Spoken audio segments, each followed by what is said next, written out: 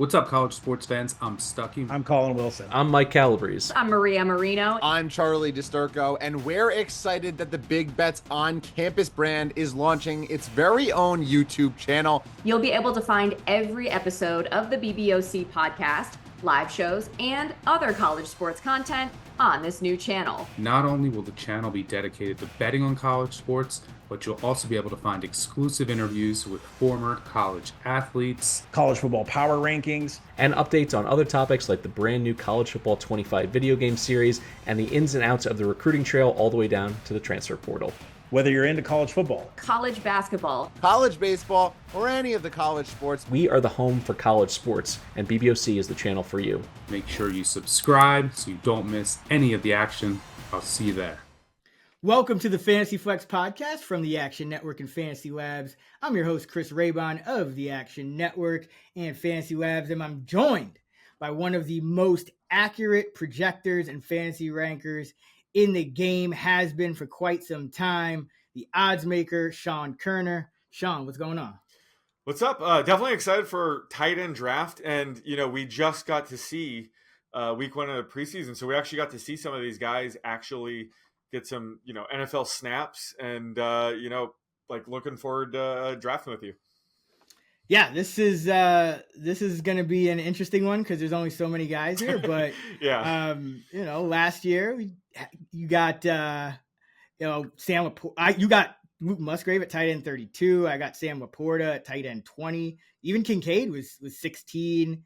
So there's definitely some few values to be had up and down this board, and you never know which one of those guys it could be. So I think it's important to kind of talk about the value of each one of them, and we'll jump in. We'll go 10 picks for the draft, 5 tight ends each. But before we do, just want to quickly remind everyone that our 2024 fantasy football draft kit is available right now over on FantasyLabs.com. You can find all of our award-winning rankings. Remember, we are 2 of the top 5 most accurate season-long fantasy football rankers at Fantasy Pros in terms of the contest over the past 3 seasons. So you can find all of our rankings and projections, the actual projections, if you just download that CSV.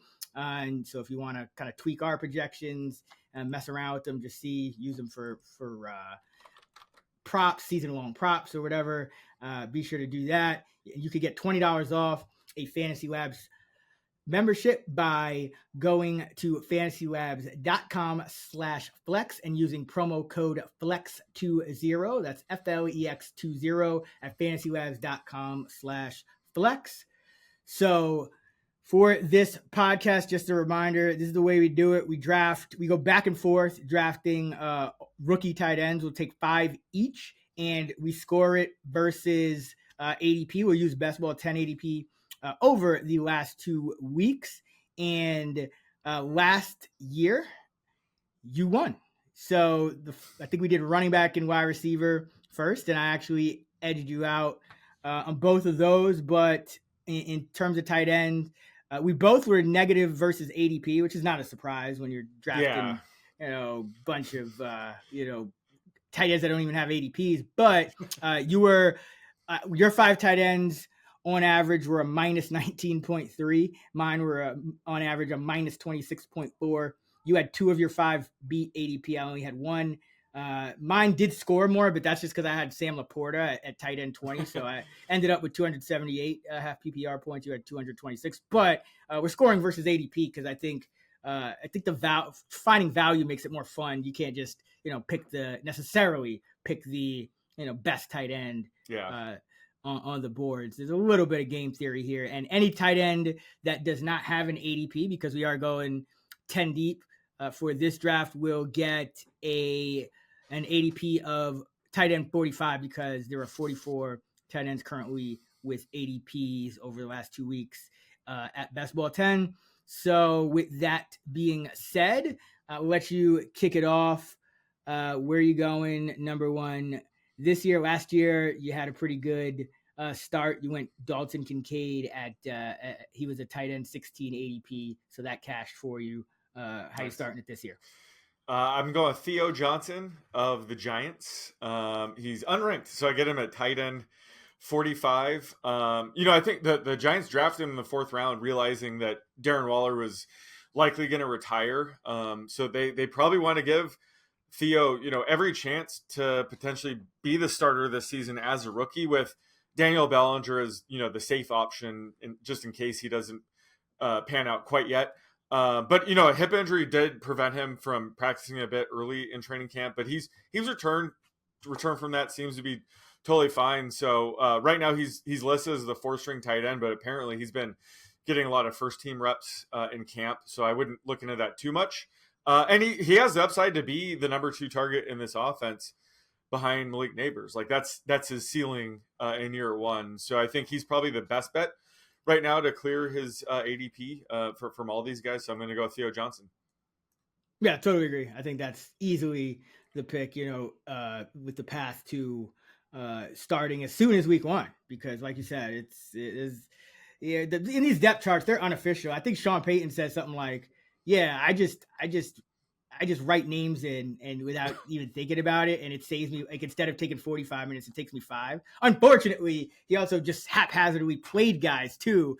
Cause I have no idea how that depth chart was shaken out and what to do with it. But as far as the Giants, Theo Johnson, doesn't matter where he's listed. Daniel Bellinger is not really much of a threat offensively long-term in terms of being a pass catcher. And then you got kind of Tyree Jackson, former quarterback. He's not going to factor in too much. Cager, he might catch a ball here and there. And then you got some blocking guys like Manhurts and Jack Stoll, I think, is still on there. So yeah, a lot of opportunity for Theo Johnson in year 1 for the New York Giants. And remember, it was Evan Ingram had a pretty good year 1 for the Giants, and kind of I think it was a pretty bad Giants team. And he ended up having a really nice year 1. So I don't know if Johnson has that kind of upside. Ingram caught 64 balls for 722 in year 1. But I would say Johnson could catch, 40 balls maybe. I think that's realistic, which would put him, probably inside the top 30. So definitely some upside for Johnson. Nice TE2 or TE3 best ball pick. If you're playing in that format. For my first pick, 2nd overall, I'm going to go with Jatavian Sanders at tight end 39. And he is in a somewhat crowded Carolina tight end room, but Ian Thomas has been missing camp with injury, and Tommy Tremble has been missing camp with injury. And those are the guys listed as the starters on the unofficial depth chart. So Sanders is getting a lot of reps with the ones. He did so in the first preseason game as well. And, when you're talking about Ian Thomas, Tommy Tremble, and Jordan Matthews with the position switch, yes, Jordan Matthews, the former Eagle wide receiver, is still in the league and may make the team. Right now, he's on pace to make the team as the 3rd or the 4th tight end. So that's what Sanders is competing with here on the Carolina Panthers. So the reason I still like Johnson more if you're choosing between the two, because Johnson's ADP is a little lower, and I think he has even less competition. Like I do think Tommy Tremble, they would like to get him some snaps in the passing game if he were healthy. But Sanders, Texas tight end, has some explosiveness to him. So and he was picked just outside the top 100 at pick 101. So they spent a pretty penny in terms of draft capital to get Sanders, even though they did have that glut, because they also had Steven Sullivan.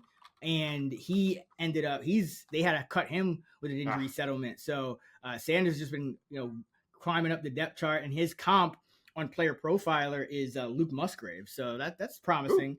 So 6'4", 245, decent speed, just under 4'6", and another guy, only 21 and just turned 21 a few months ago. So a lot of upside here for Sanders.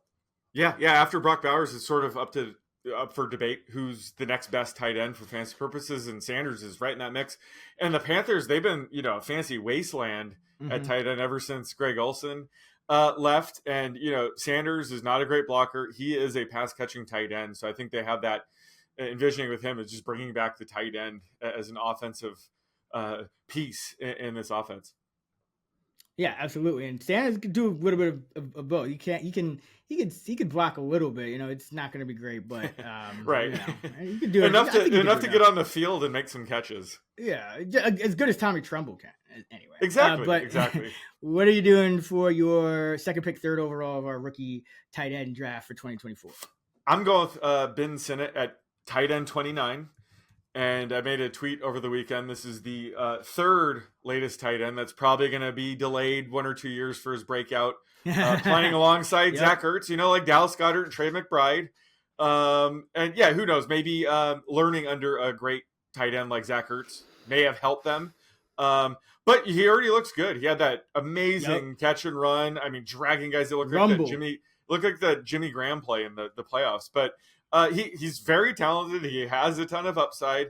I'm projecting him right around here, just given Zach Ertz will likely be the starting tight end in week 1. But if Ertz misses playing time, Sinnott has high end tight end 2 upside.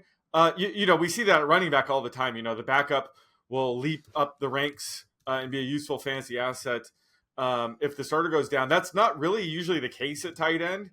So Sinnott's kind of like the Isaiah Likely, where he has this massive upside if the starter were to go down. So if he starts a few games, he could go off, and then the rest of the time, he could be splitting reps with Zach Ertz or potentially leapfrog him this year. So I just think he has a good floor ceiling profile as a rookie, and this is a bet on talent situation. But I think at tight end 29, there's fairly low risk here. He could end up outside of the top 40, but I think he has the talent and situation to potentially, finish in the top 20 or so. Oh yeah, he definitely has the talent. He was another one of those guys I thought was just getting overdrafted all summer. Now he's starting to fall a little bit because I actually think Zach Ertz is a little undervalued now. Everyone looks at him and he's like, oh, he's old and he's only going to play like 8 games. But I like Cliff Kingsbury, you kind of alluded to it. This is Cliff Kingsbury offense now, and he was the exact one who it was Zach Ertz, and then Trey McBride was next up, and it was like you said, year 2. But like we talked about, Zach Ertz has been missing half the season, and he's old, so that could definitely happen again. And Sinnott has enough talent to be productive in this offense, where really after besides Terry McLaurin and Austin Eckler, there are targets up for grabs. I mean, I guess Dotson is in the mix, but he's been disappointing and kind of learning a new role. So there's a path here. So I like it, and I thought he looked good. Finally kind of drop into a decent ADP, because I was off him all summer, didn't really get any of them, because he was going like tight end 22 at points in the summer, and I was like, what? Like that's where I have Zach Ertz, like like, if he doesn't get hurt. But I do like the talent. So hopefully, I mean, I don't want to say hopefully Ertz gets hurt, but hopefully Sinnott finds a way to contribute right off the bat. He should be the tight end 2 regardless, and then Bates will be the blocking tight end. So he'll at least be the number 2 pass catching tight end. I don't think Turner is going to make the team this year. Okay, for the 4th overall pick of our rookie tight end draft, I'm going to roll with Cade Stover, undrafted. So that would be tight end 45, Houston. I did peep that he got a snap with the first team offense in preseason week 1, their second game. Dalton Schultz played 6 of the snaps, but Stover, as the second tight end, came on, ran a route, one of the 4 routes that were available for that first team offense. Now, not everybody was playing, but I do think Stover is a guy who, Dalton Schultz getting a little bit up there in age, and Brevin Jordan kind of know what he is at this point. Brevin Jordan did well to even just rebound after a really bad start to his career and kind of make find a role for himself last year. But, this is a new regime, not the one that drafted Brevin Jordan. And Brevin Jordan, that was way back, 2021, I think, when he got drafted, 2020 or 2021. Fifth round. Yep. Yeah. So like, this is a guy in Stover with better draft pedigree. He was a 4th round pick this year, 124th overall compared to Jordan at 148 back, a few years ago. So I think Stover has the chance to leapfrog Jordan as soon as this year, maybe even as soon as week 1, given how the preseason's been going.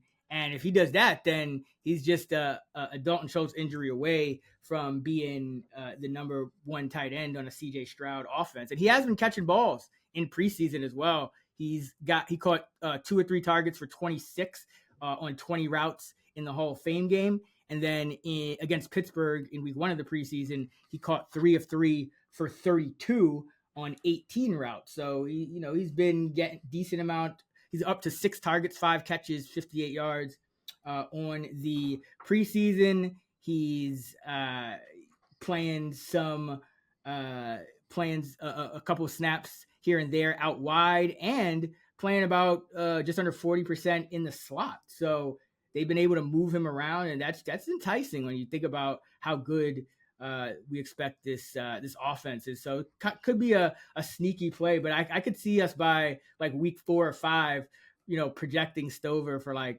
and a half, or betting under on his prop at 11 and a half, because he's put up 15, 16 yards each of the first 3 or 4 weeks or something like that. No way they're offering Stover props unless Schultz gets hurt, but. Reiman, you could bet on Stover's props right now in the preseason. I could. I mean, I don't I'd have to bet an over. Me and overs. I don't know. My favorite, but same. I'm not betting the under on Cade Stover. It was the Hall of Fame game. I took over. It was 17 and a half yards. My median projection did not recommend that, but I thought, he's got a shot to show off tonight, and he did impress. I do like this pick. He's a good blocker, good pass catcher, could be great after the catch as well. He's sort of like a Tyler Higbee, Dalton Schultz, ironically, comp. And I think Brevin Jordan's there, but I think he could be, Schultz direct backup. So if Schultz misses time, I think it'd be Stover who actually steps up. I hope so. I mean, that's kind of the sense I've been getting, but nothing's official yet. So we'll keep monitoring him, but yeah, could be sneaky. All right, pick number 5 of our rookie tight end draft. Where are you going with this one? All right, so I mean, a lot of these guys that aren't ranked, or the last guy that's ranked, it's going to be tough for them to provide value. So I'm actually going with the stud here, Brock Bowers at tight end 11. Might be tough for him to clear this, but I think he's going to come very close to a top 10 season as a rookie. One of the best tight end prospects we've seen over the past several years. I didn't love the landing spot, just given the quarterback situation. Michael Penix was off the board at this point. I thought that they were going to get Michael Penix. So, they're stuck with Gardner Minshew, Aiden O'Connell for this season. They already had Michael Mayer, who I thought was an excellent prospect last year. And they have Devontae Adams, who commands a high target share, along with, Jacoby Myers. But that could change. If Adams does eventually get traded away, Bowers could be, the top target, or a top 2 target at least in this offense. So, I love his upside this year, and we've seen rookie tight ends fare a lot better lately, with Sam Laporta and Dalton Kincaid last year already breaking out. So he definitely has the upside to finish top 10 based on his talent alone. The situation does hurt him. But again, in this range, a lot of tight ends have question marks. So I would not be shocked if he has a top 10 season this year. So I think at worst, he finishes top 15. So I don't think I would take that big of a hit if he's healthy and plays all season. I think he's pretty much a lock to be top 20, top 15. Yeah, no, that's who I would have gone with next. I mean, besides that, you're just kind of grasping at straws with these next few picks. So I think that was the right pick. And yeah, it's kind of probably I would compare him to Dalton Kincaid. I think obviously not in the same caliber of offense with the same caliber of quarterback, but in terms of how the usage breaks down, I think, he'll start the year, in it kind of, it'll be a platoon with Mayer, but they'll be using mostly two tight end will be their base offense. And that's even out of more necessity now that Gallup retired at wide receiver. They have, I think it's Tucker, Christian Wilkinson, and Jalen Guyton and DJ Turner competing for snaps behind Adams and Myers. So they're best served going with two tight ends and just treating Bowers like the slot receiver. I do think Tucker has some skills, so he'll but this is going to be I would expect very similar to what we saw out of Kincaid Knox in Kincaid's rookie year last year in Buffalo. And if Mayer ever goes down, then you're looking at a potential number 2 target, because this is a new offense. So Jacoby Myers, and he was getting force-fed targets in that preseason game, but he could have a little bit of a different role. So I don't know if he puts up a similar season to last year. So there could be that number 2 spot behind Adams, even if he doesn't get traded. It could definitely be up for grabs in our Raider offense regardless. Just wanted to remind everyone that all of our fantasy football content this season is at FantasyLabs.com. You can find all of our award-winning rankings and projections at FantasyLabs.com, as well as Kerner's tiers and more. That's all available right now at FantasyLabs.com. Be sure to check out our draft kit. Remember, we are both in the top 5 most accurate season-long fantasy rankers over at Fantasy Pros over the past 3 seasons. Our rankings and projections are available at FantasyLabs.com. You can get $20 off with code FLEX20 at FantasyLabs.com/flex. That's FLEX20, the promo code at FantasyLabs.com/flex. All right, pick number 6. This is where it gets very, very interesting. Good luck. This should be fun, though. I mean, where the hell can you even go? This is where last year we both finished like minus $1 million in ADP. Pretty this much. Is where it happens. We're just trying to cut the losses right here. Yeah, this is it's gonna be. I mean, whew. All right. Let's go. Let's just go with draft pedigree. Let's just go tip Reiman for the Cardinals. Now I expect him to be the number 3 tight end to start the year behind both Trey McBride and Elijah Higgins, who, by the way, great pick by you. I think that pretty much was a difference in our draft last year. Yeah. You got him with your last pick, and he was undrafted, so a TE 45, and he was only -6, which was actually very good. What did he do last year? He caught 3 balls. Nah, he caught about 8 to 10 balls. Touchdown. This is with healthy Trey McBride. What the hell was going on? Oh yeah, he's a former wide receiver. That's why I went with him. But that's crazy. He 14 balls. If you look, this is all with Trey McBride doing Trey McBride things too. So that's interesting. Yeah. So I mean, now that's what I'm competing with this year with Reiman. But he is. I mean, really, you're just looking for draft pedigree here because this is a notoriously tough position to learn. But if Trey McBride goes down, I mean, that he's projected to be a top 4 fantasy tight end. So, there would be some targets. And Higgins is, I believe, he's a converted wide receiver, correct? Yes. So, Reiman is 271 pounds, but he is athletic for his size. He's 6'5", 271. About to turn 23, 3rd round pick out of Illinois. So, he's a more well-rounded tight end. At some point, it's possible he jumps Higgins, just due to the fact that he's a little bit more well-rounded, whereas Higgins is more, straight up pass catching specialist. So I'll take my shot at Reiman. There's a bunch of ways I could go, but if McBride gets hurt, it could get interesting with Reiman in year 1. All right, pick number 7. You got 2 more. I got 2 more. Well, I guess I'm now in the same boat with you. I don't know what I would have done in your shoes, so I'm gonna go with Jared Wiley. The Chiefs took him in the 4th round, and he is probably their plan for Travis Kelce's got 1, maybe 2 more seasons left. He's probably their plan on when Kelce retires.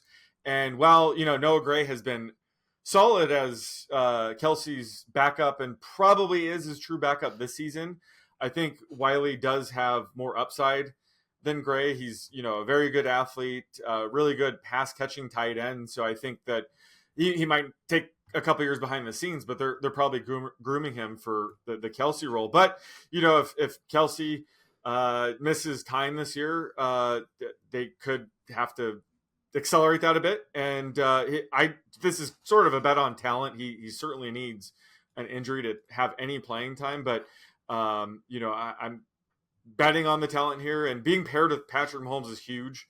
No matter how good he is, like, he's going to be elevated just by playing alongside Patrick Mahomes. So this is a shot in the dark, but I think that this is their long-term plan anyway, to have him sort of take over the Kelsey role. So it could at times happen as soon as this year. Yeah, he just got to stop fumbling. I know he lost a fumble in week 1, but I'm hoping that, because if right now it seems like Irv Smith still has to make the team, but if Irv Smith does make the team, Smith probably is active for special teams. So I'm hoping that Irv Smith just doesn't make the team, because then Wiley would be active as the number 3 behind Kelsey and Gray every week. So that's something to watch. But definitely notice him too, and very intrigued by him long term. Might still be a year away, probably is, as are most of these guys at least. But I mean, you could do worse than a Kansas City Chief tight end. Especially the third stringer. Don't we always make fun of Andy Reid likes to get these like random guys? Yeah, they do like the quarterback sneak because Mahomes won't sneak.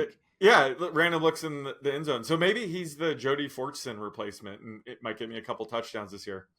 Yeah, I mean, unfortunately, Carson Steele has just been a baller.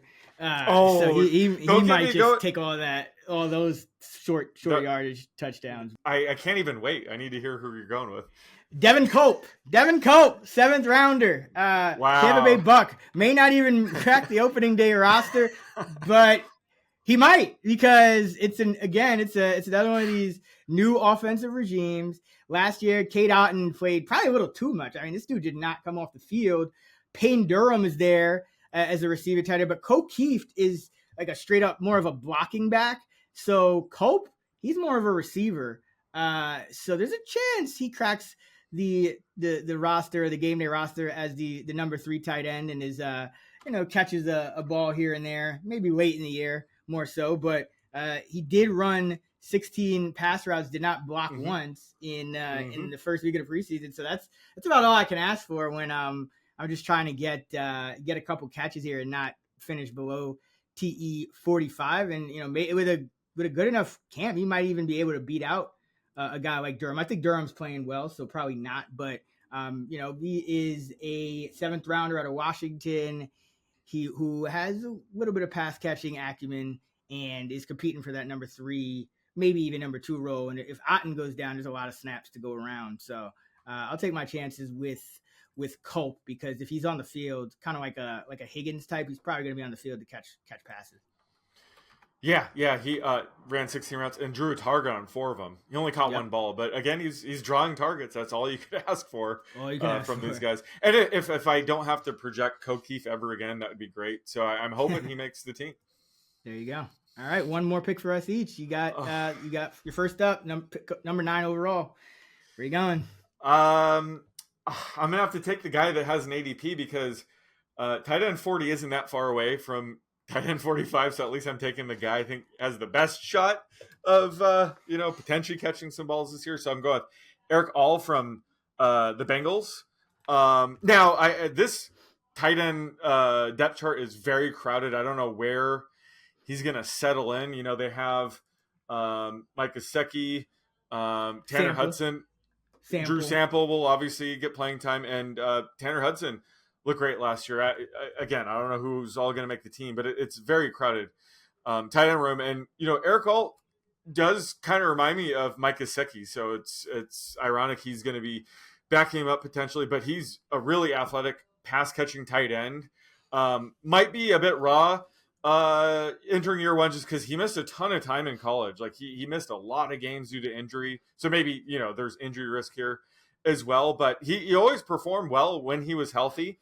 So there's a shot he ends up being the number 2 tight end. He could, leapfrog a healthy Gesicki this year. Who knows? But I think just in this offense, he at least has the upside to potentially be a top 4 target of Joe Burrow at some point this season. So that's all I could ask for with one of these guys. So there's a reason why he's the only guy left that actually has an ADP. So, I'm taking a little bit more of a risk with him. But again, he's only 5 slots higher than this cutoff that we have at tight end 45. So I'm okay taking him here at tight end 40.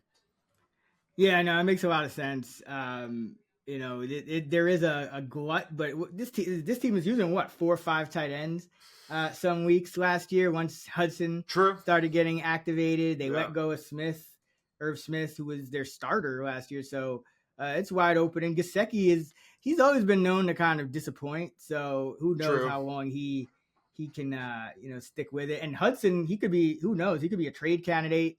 If he continues to play well and they feel like they want to get the 2 young guys, because it's not just Erick All, it's also Tanner McLachlan. And I think that's who I'm going to go with my final pick, because it was between him and Jaheim Bell of the Patriots, but you got Henry and Hooper there. And then AJ Barner on the Seahawks is like the 5th string tight end. He hasn't had a good camp. So I'll just go McLachlan and hope that Cincinnati trades one of their tight ends, or maybe, like you said, maybe All gets hurt or something like that. So it's kind of like somewhat negatively correlated to yours.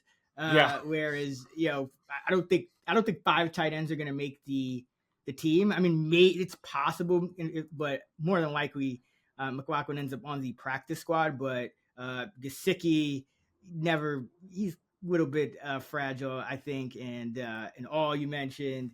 So there's a chance McLachlan gets some snaps. And he had a pretty decent week 1, graded out pretty well at PFF, played and ran 15 routes, got a couple targets on those 15 routes, caught a 23-yard pass with 24 yards after the catch. I think that was like a little tight end screen or something like that. So, he's another one of these guys, and he was drafted in the 6th round. So, not quite the pedigree of All, but definitely I think a guy who they at least are intrigued by. So I can't, like you said, Joe Burrow, same thing. Patrick Mahomes, just take these tight ends and hope for the best. So I'll take McLachlan and hope he doesn't give me a straight up 0. He might, but good thing with him, he was very productive at Arizona the last 2 years, so he has that to go off. A lot of these tight ends, they're averaging 1.5 catches a game, but they have talent, and NFL coaches think they can bring it out of them. McLachlan was already very productive at Arizona, so that definitely gives him a shot to make some noise. And he was very good in week 1 of preseason. All right, that's going to wrap it up for our rookie tight end draft. To recap, Sean went Theo Johnson, undrafted, which gets assigned to TE 45 of the Giants, who could start as soon as week 1. I went Jatavian Sanders, TE 39 of the Panthers. Number 3, Sean went Ben Sinnott, tight end 29 of the Commanders. Then I went Cade Stover, another tight end 45 undrafted. He's on the Texans. Then Sean went Brock Bowers, TE 11. I went Tip Reiman, undrafted. Sean went Jared Wiley, undrafted. I went Devin Culp, undrafted. Sean went Erick All, tight end 40 on the Bengals, and I went Tanner McLachlan, tight end 45 on the Bengals. So should be interesting. It's really probably going to come down to how much Bowers, how Bowers does, whether you win or lose, because these other guys, I mean, man, crapshoot. But that is going to wrap it up. Be sure to head over to FantasyLabs.com if you're looking for our rankings, our projections, our draft kit, our fantasy content, all that good stuff. Flex20 is the promo code you can use at FantasyLabs.com/flex. You can find Sean on Twitter at @_oddsmaker. I'm at Chris Reiman. We're at those same handles on the free award-winning Action Network app. Until next time, let's get this shmoney.